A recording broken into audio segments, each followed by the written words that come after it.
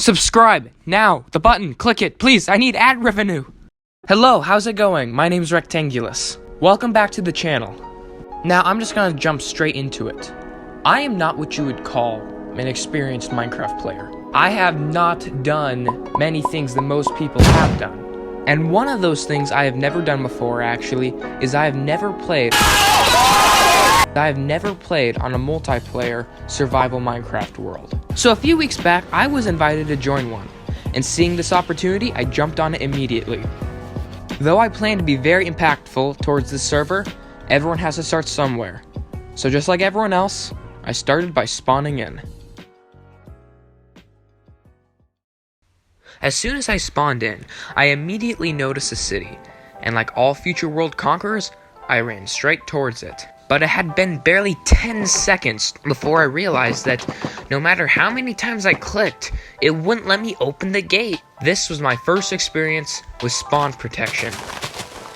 And being new to the game, I had no idea what it was or how to do anything about it. Immediately, I began to question the other inhabitants of the server, pondering if they had an answer. While I waited for the response, I decided to go around the village, see if there was another opening in. When they finally talked to me, and after some light communications, they frankly told me themselves that they had no idea where spawn was either. They were just clueless about my position as I was. So I tried to find another way in.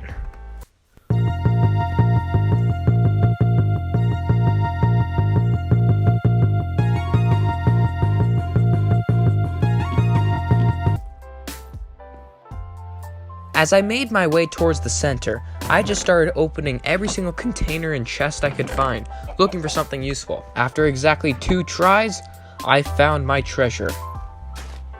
Over half-broken wooden hoe. As I made my way towards the center, I was immediately met and enthusiastically greeted by 2 other inhabitants of the server. One, who exceedingly gracious, immediately gave me 5 diamonds to work with. And right then, I got my very first achievement. Diamonds. A little out of the ordinary, but nothing to be unexpected with one of my skill. I immediately broke some sugarcane to see if I could now interact with the world around me. And to my surprise, I actually could. I was about to proclaim it to the entire server. I had the ability to break blocks, when they told me that it's just because the server host had enabled spawn protection. Understanding filled my mind immediately. Very soon, one of my 2 greeters was beckoning me to follow him to a mysterious destination. Me, being the idiot that I am, decided that that was the perfect moment I could have tabbed out. And surprisingly, when I tabbed back in, he wasn't around. Scared of losing him, I quickly took a fast glance around, hoping to catch sight of him, but I didn't see him anywhere. So I sheepishly made a weak apology in the chat and waited for him to come back. As I waited for him to come back, I took a quick little glance around at all the builds and structures created by everyone else on the server. When he came back, we made a short little journey through the sugarcane and across the river towards his humble home. It was right then that he led me downstairs to his basement.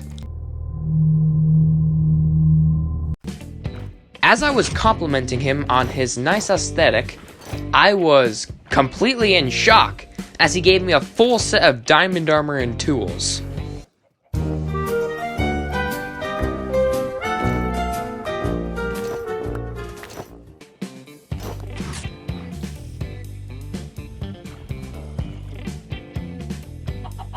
He then tried to proceed by apologizing that they were not at full durability because they had been used before. Being the very gracious person that I was, I stopped him right there and reasoned with him that he had given me full diamond armor and tools within my first 5 minutes coming to this server. That is no small feat. After thanking him again, I was off on my way, and I went looking for a place to establish myself. I made my way through the village, walking through the paths, jumping on roofs, jumping into rivers, and into the forest. As soon as I entered the forest, I saw a nearby tree. Even though I had complete diamond gear, I thought it wouldn't hurt to get some wood either. So, I started punching a tree. After reducing that one tree to ruins, I continued along the path, seeing what I could find out and explore. As I continued down the path, I noticed a small cave, but thinking it had already been well excavated, I decided not to waste my time on it. While I was doing this, it seemed that in the chat, a few members were discussing a possible election. Me, not being one for elections, rules, or government, decided to go on my way.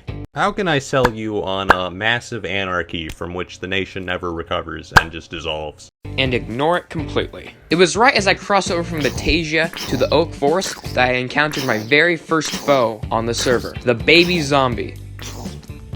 I was not Phil's in Minecraft, so I was able to dispatch it easily. Eventually, I came to a part where the path split. One side going besides the river, the other side going a little further away. After quick thinking, I decided to stay along the river as it would be harder for me to get lost. It was right here that I noticed that I still had speed from a beacon effect. I had made good distance against the town, and unless they boosted the beacon to the entire server range, there was no way I should have had that effect. But I was not gonna complain. Further along the path, I discovered my first structure, a small wooden bridge built over a tiny little pit. Not thinking anything of it and forgetting about it instantly, I continued past it. But a little ways after crossing the bridge, I noticed that I had immediately ran out of sprint. Due to my excitement, I completely forgot that hunger existed. Starting to worry about starving to death, immediately noticed a pig and dispatched it with ease. I started to eat them, but then I thought it would be much more effective if I cooked them first, so I went to a nearby pond and started harvesting some stone. Before coming to realize that getting stone and water was too difficult, so I started to harvest stone that was a little more open. I crafted a quick crafting table and a furnace to cook my food. After finishing up, I went back towards the path and just hoped I was not going backwards. A little further down the path, I found a ravine.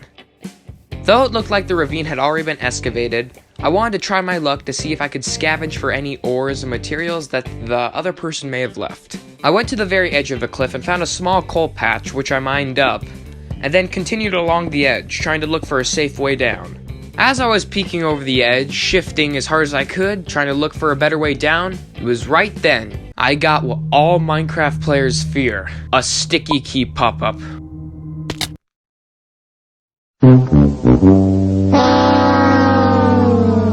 Spawning in, I was panicking. Usually, this would not be a big idea, as I had just barely started out, and I hadn't even been on the server for a good amount of time. But my gracious host had given me full diamond armor and tools, and that was something I was not willing to let despawn. So, within seconds of spawning in, I booked it back to the village. Still being unable to open up that particular gate, I decided to just jump over the roof again. Nice shot!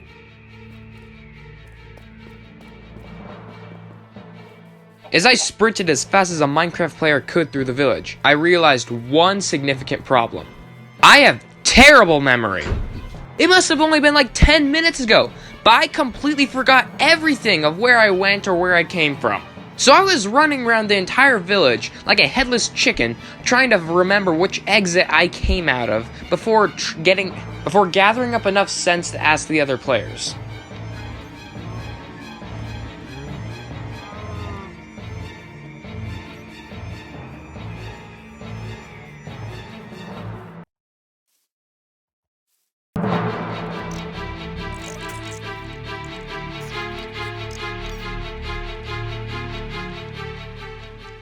I asked Rebel, the one who gave me all my stuff, where his house was, because I remembered that that was an important landmark of where I left. After a little bit of direction misunderstanding, I finally found his house, even though it was right in front of me the entire time. I'd even forgotten what his house looked like! Even after finding his house, I ran around all over the place trying to remember where I left.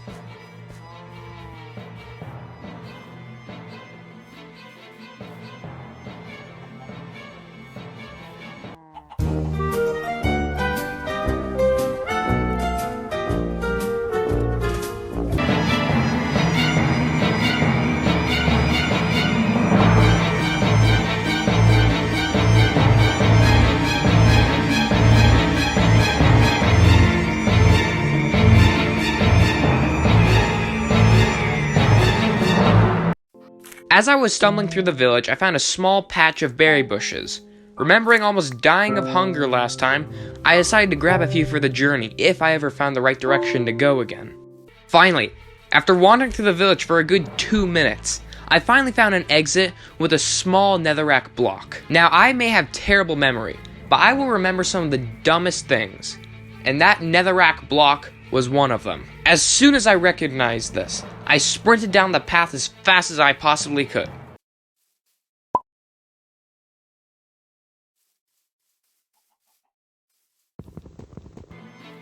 But remember what I said about having bad memory? Well, that happened again. As I was sprinting down the path, I came across a small wooden bridge again. And I didn't remember it. I thought I was going the wrong direction, so I turned around again, hoping to find the right way. After going backwards again, I ran around in circles for another minute, trying to remember. Oh, desperately trying to remember where I had died.